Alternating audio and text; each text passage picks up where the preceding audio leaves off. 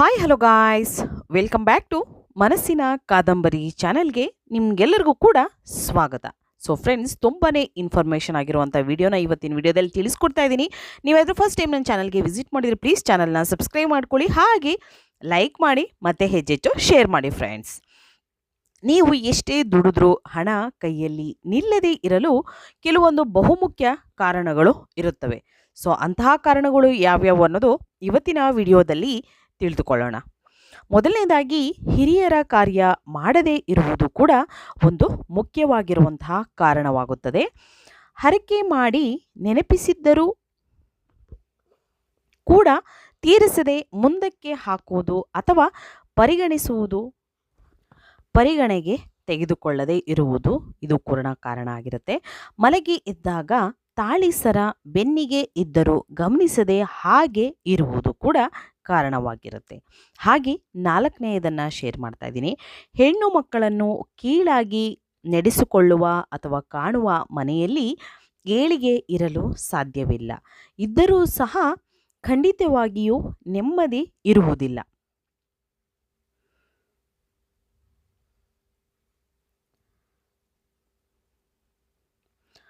ಹಾಲು ಒರೆಸುವ ಮ್ಯಾಟುಗಳು ಕೊಳಕಾಗಿದ್ದರೆ ಒಗೆಯದೆ ಅದನ್ನೇ ಬಳಸುವುದು ಒಳ್ಳೆಯ ಲಕ್ಷಣವಲ್ಲ.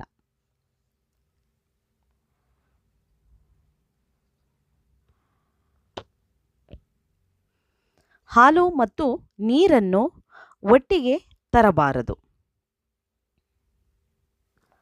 ಮಂಗಳಾರತಿ ಮಾಡುವಾಗ ಆರತಿ ತಟ್ಟೆಯಲ್ಲಿ ಒಂದು ಹೂ ಜೊತೆಯಲ್ಲಿ ಇಟ್ಟು ಆರತಿಯನ್ನ ಮಾಡಬೇಕು.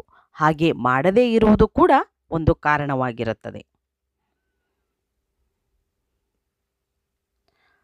ಹಾಲು ಕಾಯಿಸುವ ಪಾತ್ರೆ ಸ್ವಚ್ಛವಾಗಿಲ್ಲದೆ ಇರುವುದು ಕೂಡ ಕಾರಣವಾಗಿರುತ್ತದೆ. ಮನೆಯ ಮುಂದೆ ಹೂವು ಬಂದರೆ ಬೇಡ ಎನ್ನುವುದು, ಅದರ ಬದಲು ನಾಳೆ ಕೊಳ್ಳುವೆ ಎಂದು ಹೇಳುವುದು ಉತ್ತಮ.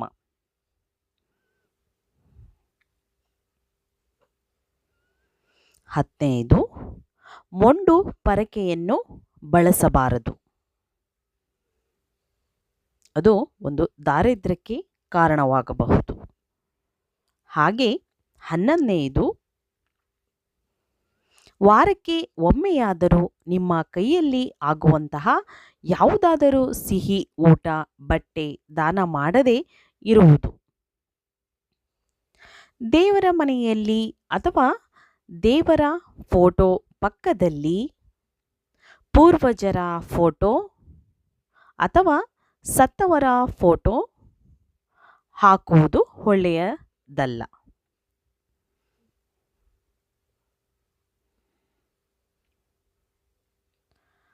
13ನೇದು, ರೊಟ್ಟಿಯ ಹಂಚನ್ನು ಅಥವಾ ಹಾಲಿನ ಪಾತ್ರೆಯನ್ನು ಬೋರಲು ಹಾಕಬಾರದು. 14ನೇದು, ಹಾಸಿಗೆಯನ್ನು ಪೊರಕೆಯಿಂದ ಕ್ಲೀನ್ ಮಾಡಬಾರದು.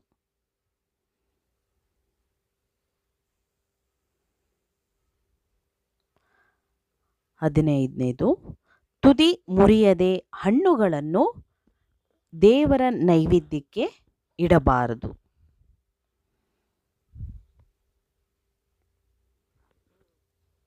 16ನೇದು, ದೇವರಿಗೆ ನೈವೇದ್ಯವನ್ನು ಪೇಪರ್ ಅಥವಾ ಪ್ಲಾಸ್ಟಿಕ್ ಅಲ್ಲಿ ಇಡಬಾರದು.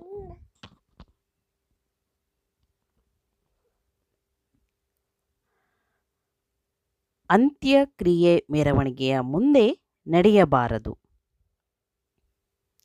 18ನೇದು, ಚಿಕ್ಕ ಟವಲ್, ಚಾಪೆ, ಮಣೆ ಯಾವುದು ಹಾಕಿಕೊಳ್ಳದೆ ನೆಲದ ಮೇಲೆ ಕುಳಿತು ಪೂಜೆ ಮಾಡಬಾರದು. 19ನೇದು, ದೇವರ ದರ್ಶನ ಪಡೆದು ದೇವಸ್ಥಾನದಿಂದ ಮನೆಗೆ ಬಂದ ತಕ್ಷಣ ಕುಣಿದಾಡುವುದು, ಪಾದಗಳನ್ನು ತೊಳೆಯುವುದು, ಮುಖವನ್ನು ತೊಳೆಯುವುದು ಮಾಡಬಾರದು.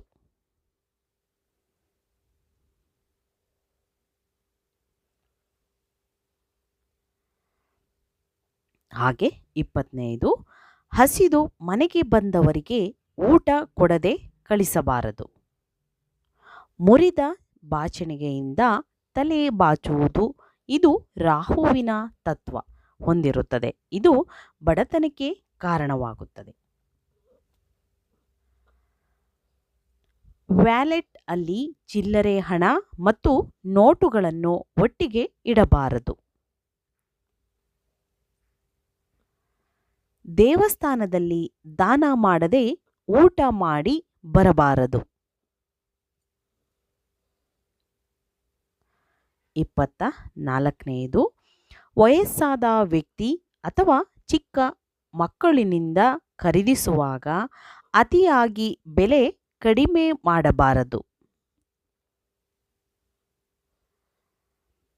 ಬಾಗಿಲುಗಳ ಮೇಲೆ ಸಿಕ್ಕ ಫೋಟೋಗಳನ್ನು ಸ್ಟಿಕ್ಕರ್ಗಳನ್ನು ಅಂಟಿಸಬಾರದು.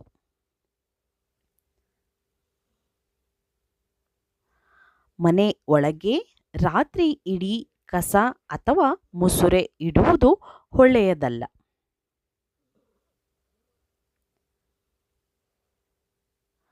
ಆಫೀಸ್ ಬ್ಯಾಗ್ ಅಥವಾ ಪರ್ಸ್ ಇಡಲು ಮನೆಯಲ್ಲಿ ನಿಗದಿತ ಸ್ಥಳ ಇಲ್ಲದೆ ಇರುವುದು. ಮನೆಯಲ್ಲಿ ಹಲ್ಲನ್ನು ಕಡಿಯುವುದು ಒಳ್ಳೆಯದಲ್ಲ.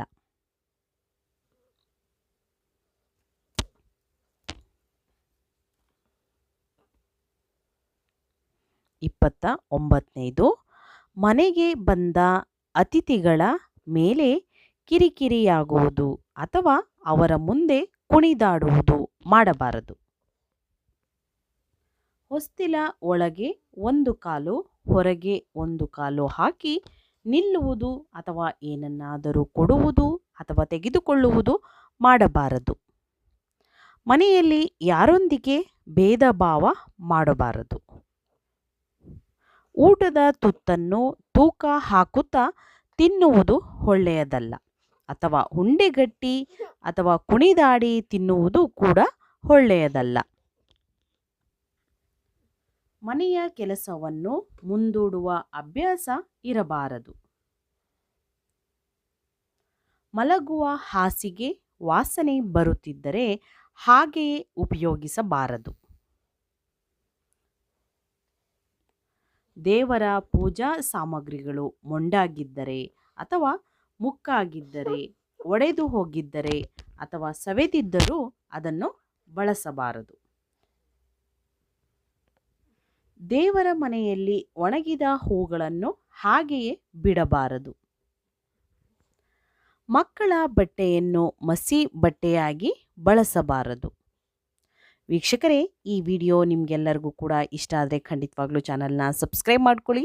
ಈ ವಿಡಿಯೋ ಸ್ವಲ್ಪನಾದರೂ ಇಷ್ಟ ಆಗಿದ್ರೆ ಚಾನಲ್ನ ಸಬ್ಸ್ಕ್ರೈಬ್ ಮಾಡ್ಕೊಳ್ಳಿ ಫ್ರೆಂಡ್ಸ್. ಲೈಕ್ ಮಾಡಿ ಮತ್ತು ಶೇರ್ ಮಾಡಿ. ಖಂಡಿತವಾಗ್ಲೂ ಈ ವಿಡಿಯೋ ಸ್ವಲ್ಪನಾದರೂ ಹೆಲ್ಪ್ಫುಲ್ ಆಗಿದ್ರೆ ನೀವು ಸಬ್ಸ್ಕ್ರೈಬ್ ಮಾಡ್ಕೊಳ್ಳೋದಂತೂ ಮರಿಬೇಡಿ. ಧನ್ಯವಾದಗಳು.